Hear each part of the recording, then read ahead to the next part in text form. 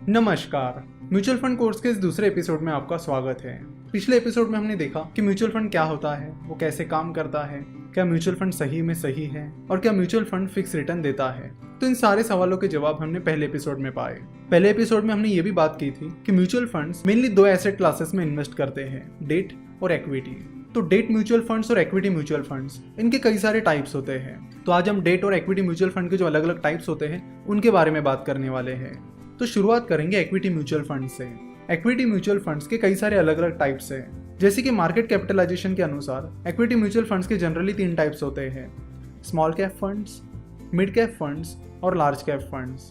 इनके अलावा भी इक्विटी म्यूचुअल फंड्स के कई सारे टाइप्स होते हैं, जैसे कि sector funds, thematic funds, ELSS that is equity linked saving scheme, RGESS that is Rajiv Gandhi equity saving scheme, then equity income scheme etcetera. देखो, इक्विटी म्यूचुअल फंड में इन्वेस्ट करते वक्त एक बात हमेशा ध्यान में रखना कि equity mutual funds long term के लिए होते हैं। अगर आप शॉर्ट टर्म के लिए इन्वेस्टमेंट करने के बारे में सोच रहे हो तो इक्विटी म्यूचुअल फंड्स को भूल जाइए। जैसे कि आपको पता है, equity mutual funds stock exchange पर लिस्टेड कंपनीज में इन्वेस्ट करते हैं। चाहे कोई भी कंपनी हो, उसे परफॉर्म करने में टाइम लगता है। जब कोई डाउनफॉल या रिसेशन आ जाता है तो उसमें कई बार जो कंपनीज अच्छा परफॉर्म कर रही है उनकी शेयर प्राइस भी गिरने लगती है। इसलिए जरूरी होता है कि इक्विटी म्यूचुअल फंड में लॉन्ग टर्म के लिए बने रहना। सो अगर आप शॉर्ट टर्म इन्वेस्टमेंट की प्लानिंग कर रहे हो तो आपको इक्विटी म्यूचुअल फंड से दूर रहना चाहिए। चलो तो बात करते हैं कि मार्केट कैपिटलाइजेशन के अनुसार म्यूचुअल फंड्स के कौन कौन से टाइप होते हैं। तो मार्केट कैपिटलाइजेशन के अनुसार म्यूचुअल फंड के जनरली 3 टाइप्स होते हैं, small cap mutual funds, mid cap mutual funds और लार्ज कैप म्यूचुअल फंड्स। तो सबसे पहले देखते हैं कि ये मार्केट कैपिटलाइजेशन क्या होता है। कंपनी के मार्केट कैपिटलाइजेशन से हमें कंपनी की साइज पता चलती है। फॉर एग्जाम्पल, फिलहाल रिलायंस इंडस्ट्रीज का मार्केट कैपिटलाइजेशन 7,85,000 करोड़ के करीब चल रहा है, जिससे हमें पता चलता है कि रिलायंस इंडस्ट्रीज एक बहुत बड़ी कंपनी है। सो अगर आपको रिलायंस इंडस्ट्रीज को खरीदना है तो आपको 7,85,000 करोड़ रुपए पे करने पड़ेंगे। तो इस तरह मार्केट कैपिटलाइजेशन से हमें कंपनी की साइज पता चलती है कि कंपनी छोटी है, मीडियम है या बड़ी है। अगर कंपनी छोटी है तो उसे स्मॉल कैप कंपनी कहा जाएगा, अगर कंपनी मीडियम है तो उसे मिड कैप कंपनी कहा जाएगा, और अगर कंपनी बड़ी है तो उसे लार्ज कैप कंपनी कहा जाएगा। तो जनरली जिन कंपनीज का मार्केट कैपिटलाइजेशन 15-20 हजार करोड़ से कम होता है उन्हें स्मॉल कैप कंपनीज कहा जाता है, और जिन कंपनीज का मार्केट कैपिटलाइजेशन 15-20 हजार करोड़ से 1 या 1.25 लाख करोड़ के बीच में होता है उन्हें मिड कैप कंपनीज कहा जाता है, और वही जिन कंपनीज का मार्केट कैपिटलाइजेशन 1 या 1.25 लाख करोड़ से ऊपर होता है उन्हें लार्ज कैप कंपनीज कहा जाता है। कंपनी जितनी छोटी उतना फेल होने का खतरा ज्यादा होता है। छोटी कंपनी के पास फाइनेंशियल स्टेबिलिटी कम होती है, तो जब कोई रिसेशन आ जाता है या उस कंपनी से रिलेटेड कोई बड़ा हादसा हो जाता है तो ऐसे समय कई सारी छोटी कंपनीज नहीं टिक पाती। इसलिए स्मॉल कैप कंपनीज में इन्वेस्ट करना रिस्की माना जाता है। वही छोटी कंपनीज में ग्रोथ पोटेंशियल भी काफी ज्यादा होता है, इसलिए ज्यादा रिटर्न मिलने की अपॉर्चुनिटीज भी उनमें काफी ज्यादा होती है।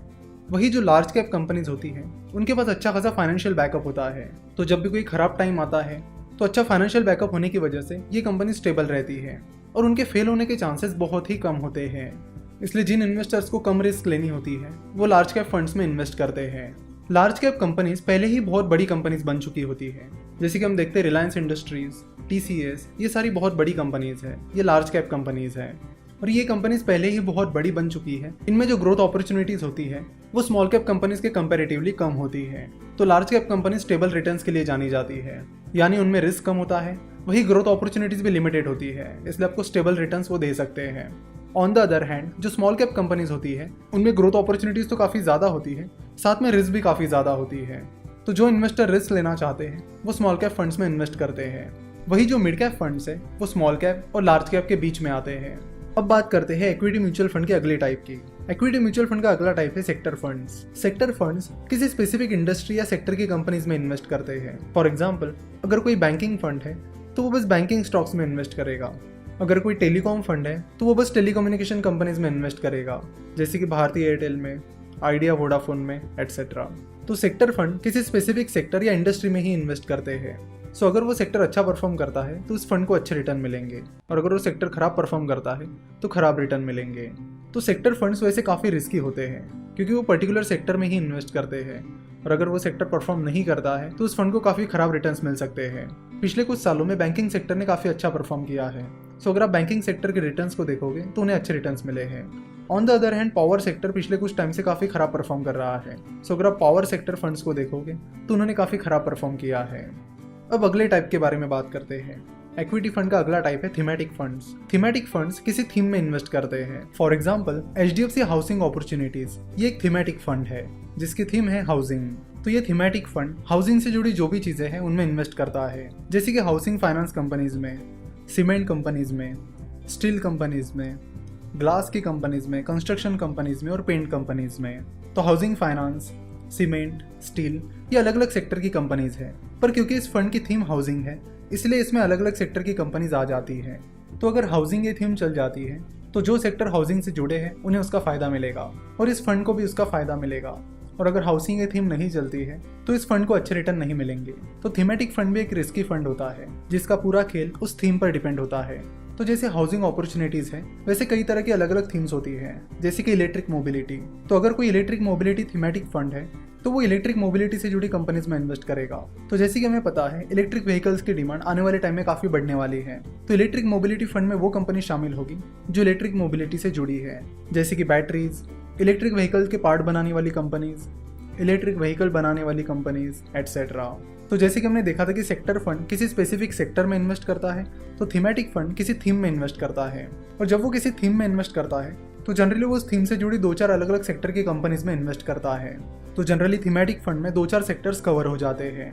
अब हम बात करेंगे ELSS, that is equity link saving scheme के बारे में। ELSS एक टैक्स सेविंग स्कीम है।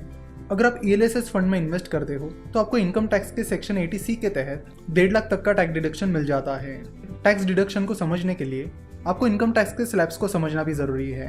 तो चलो तो देखते हैं कि इनकम टैक्स के स्लैब्स इंडिया में कैसे हैं। 2.5 लाख तक आपको कोई टैक्स नहीं लगता है।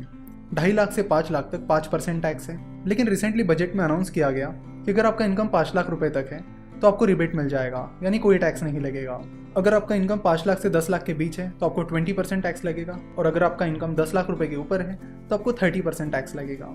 चलो तो देखते हैं कि ये कैसे होता है। सो जैसे कि हमने बात की कि अगर आपका इनकम 5 लाख रुपए तक है तो आपको रिबेट मिल जाएगा, यानी आपको कोई टैक्स नहीं लगेगा। लेकिन अगर आपका इनकम 5 लाख रुपए के ऊपर है तो आपको टैक्स लगेगा। लेट्स से कि आपका इनकम 5,50,000 रुपए है, तो आपको टैक्स कैसे लगेगा?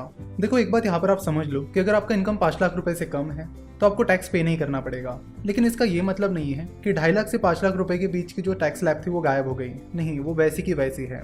तो वो किसे अप्लाई होगी? वो उन लोगों के लिए अप्लाई होगी जिनका इनकम 5 लाख रुपए से ज्यादा है। सो यहाँ पर हमने एज्यूम किया है कि आपका इनकम 5,50,000 रुपए है, तो आपको टैक्स कैसे लगेगा? तो आपको 2.5 लाख से 5 लाख, ये जो 2.5 लाख की अमाउंट है उस पर 5% टैक्स देना पड़ेगा, जो कि होता है 12,500।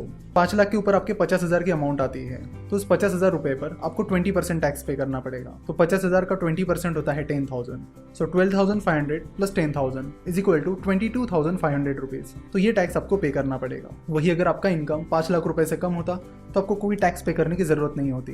तो इनकम टैक्स के अंडर सेक्शन 80C के तहत आपको 1.5 लाख तक का डिडक्शन मिल सकता है। तो मान लेते कि आपका इनकम 6.5 लाख रुपए है और 1.5 लाख रुपए अगर आप ELSS में इन्वेस्ट करते हो तो उस पर आपको 1.5 लाख का टैक्स डिडक्शन मिल जाएगा। और फिर 6.5 लाख में से 1.5 लाख माइनस करने के बाद आपका टैक्सेबल इनकम हो जाएगा 5 लाख रुपए, जिस पर आपको कोई टैक्स पे करने की जरूरत नहीं पड़ेगी। सो अगर आपका इनकम 5 लाख रुपए से ऊपर जा रहा है तो आप ELSS में इन्वेस्ट करके इनकम टैक्स के अंडर सेक्शन 80C का फायदा ले सकते हो। ELSS में 3 साल का लॉक इन पीरियड होता है। इक्विटी म्यूचुअल फंड का अगला टाइप है RGESS, that is Rajiv Gandhi equity saving scheme. Rajiv Gandhi equity saving scheme नए इन्वेस्टर्स के लिए है जिन्होंने पहले कभी भी स्टॉक मार्केट में इन्वेस्ट नहीं किया है। Rajiv Gandhi equity saving scheme income tax के अंडर सेक्शन 80CCG के तहत आती है, जिसमें आपको इन्वेस्टमेंट का 50% डिडक्शन मिल जाता है और इस डिडक्शन की लिमिट 25,000 रुपीज है। यानी अगर आप RGESS में 50,000 रुपीज इन्वेस्ट करते हो तो उसका 50% होता है 25,000। उतना टैक्स डिडक्शन आप ले सकते हो। RGESS में 1 साल का लॉक इन पीरियड होता है और आपकी इनकम 12 लाख रुपए से कम होनी चाहिए। साथ ही आपने पहले कभी स्टॉक मार्केट में इन्वेस्ट नहीं किया होना चाहिए। RGESS नए इन्वेस्टर्स को प्रमोट करने के लिए शुरू किया गया है ताकि लोग ज्यादा से ज्यादा अमाउंट सिक्योरिटीज मार्केट में इन्वेस्ट करें। इक्विटी म्यूचुअल फंड का अगला टाइप है इक्विटी इनकम फंड, जिसे डिविडेंड यील्ड स्कीम्स भी कहा जाता है। इक्विटी इनकम फंड्स ऐसी कंपनीज में इन्वेस्ट करते हैं जहां से उनको रेगुलर डिविडेंड मिल सकता है। तो इक्विटी इनकम फंड का मेन इनकम सोर्स होता है डिविडेंड इनकम।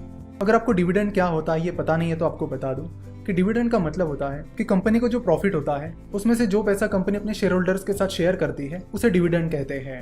लेकिन जनरली आप देख सकते हो कि ज्यादातर कंपनीज रेगुलर डिविडेंड नहीं देती है, और उसका कारण भी है क्योंकि अगर कोई कंपनी डिविडेंड डिक्लेयर करती है तो उस पर उन्हें डिविडेंड डिस्ट्रीब्यूशन टैक्स पे करना होता है। इसलिए बहुत सारी कंपनी पिछले कुछ दिनों में शेयर बायबैक ला रही थी, जिसके जरिए वो कंपनी के शेयर होल्डर्स को बेनिफिट दिला रहे थे बिना किसी टैक्स पे किए। लेकिन अब रिसेंट बजट में शेयर बायबैक पर भी टैक्स लगाया गया है, तो हो सकता है कि कंपनीज फिर से डिविडेंड का रूट अपनाएं। डिविडेंड का प्रॉब्लम यह है कि किसी कंपनी ने अगर इस साल डिविडेंड दिया है तो इसकी कोई गारंटी नहीं है कि वो कंपनी आगे भी डिविडेंड देती रहेगी। डिविडेंड देना है या नहीं, यह डिसीजन पूरी तरह कंपनी पर डिपेंड होती है। इसलिए डिविडेंड इनकम पर आजकल हम ज़्यादा डिपेंड नहीं रह सकते। तो कंपनी अगर डिविडेंड देती है तो उस पर उन्हें डिविडेंड डिस्ट्रीब्यूशन टैक्स पे करना पड़ता है, और अगर कंपनी शेयर बायबैक करती है तो उस पर भी उन्हें टैक्स पे करना पड़ता है। इसलिए ज़्यादातर कंपनीज अपने बिजनेस में पैसा रीइन्वेस्ट करना ही पसंद करती है ताकि वो उन पैसों से अपने बिजनेस को और ज़्यादा बढ़ा सके। तो हमने जिन अलग अलग म्यूचुअल फंड के टाइप्स के बारे में बात की वो सारे इक्विटी म्यूचुअल फंड्स के टाइप्स थे। नेक्स्ट एपिसोड में हम डेट म्यूचुअल फंड के टाइप्स के बारे में जानेंगे, साथ ही म्यूचुअल फंड की और भी जो कैटेगरीज होती है उनके बारे में भी बात करेंगे। आशा करता हूँ कि आपको म्यूचुअल फंड के टाइप्स के बारे में अच्छी सी जानकारी आज मिल गई होगी, साथ ही टैक्सेशन के बारे में भी अच्छी जानकारी मिल गई होगी। स्टॉक मार्केट, फाइनेंस और इन्वेस्टमेंट के बारे में और जानकारी के लिए आप हमारी वेबसाइट www.finnovations.com विजिट कर सकते हो। हमसे जुड़े रहने के लिए आप हमें फेसबुक, ट्विटर और इंस्टाग्राम पर फॉलो कर सकते हो। ये एपिसोड देखने के लिए आपका बहुत बहुत धन्यवाद।